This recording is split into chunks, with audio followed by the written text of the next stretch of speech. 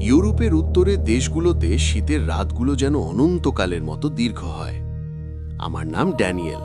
পেশায় আমি একজন ইনভেস্টিগেটিভ জার্নালিস্ট হলেও অলৌকিক আর রহস্যময় বিষয়ের প্রতি আমার ঝোঁকটা একটু বেশিই ছিল। শহর থেকে প্রায় ৬০ কিলোমিটার দূরে ব্ল্যাকউড নামের এক ঘন জঙ্গল নিয়ে লোকমুখে অনেক কথা শোনা যেত। বলা হতো সেই অরণ্যের গভীরে এমন কিছু আছে যা মানুষের যুক্তির বাইরে।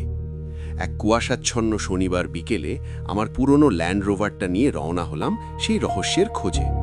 গন্তব্যে পৌঁছাতে পৌঁছাতে সন্ধ্যা ঘনিয়ে এলো। চারপাশটা এত নিঝুম যে নিজের নিঃশ্বাসের শব্দও কানে বাজছিল।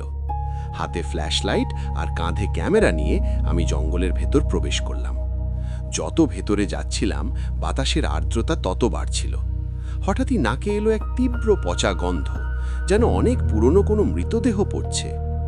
পাইন গাছের ঝোপঝাটি ঠেলে সামনে এগোতেই থমকে দাঁড়ালাম। দূরে আগুনের শিখা দেখা যাচ্ছে। আমি সাবধানে পা ফেলে এগোতে লাগলাম। যা দেখলাম তার জন্য আমি প্রস্তুত ছিলাম না। জঙ্গলের মাঝখানে একটা প্রাচীন পাথুরে বেদি, তার চারপাশে হুড পরা প্রায় ১০-১২ জন মানুষ গোল হয়ে দাঁড়িয়ে অদ্ভুত এক ভাষায় মন্ত্র পড়ছে।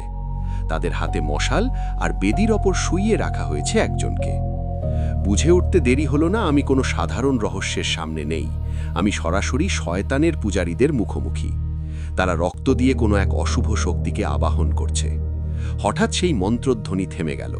চারপাশটা মরণ নীরবতায় ডুবে গেল। ঠিক তখনই আমার পায়ের নিচে একটা শুকনো ডাল মট করে ভেঙে গেল। মুহূর্তের মধ্যে হুড পরা লোকগুলো আমার দিকে ঘুরে তাকালো।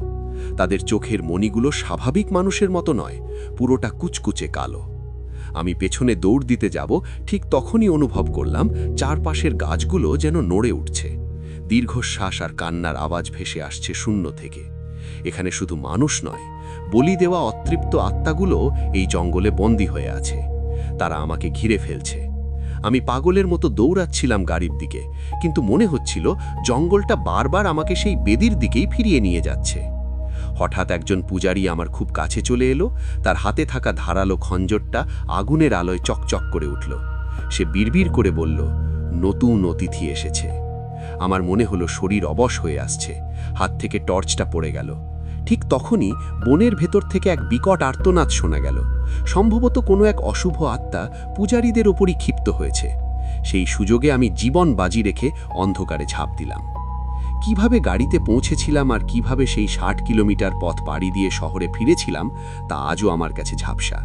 তবে সেই রাতের পর থেকে আমি আর কখনো আয়নায় নিজের দিকে তাকাতে পারি না, কারণ আমার কাঁধে এখনও সেই কাল্ট মেম্বারের শীতল হাতের স্পর্শ অনুভব করি।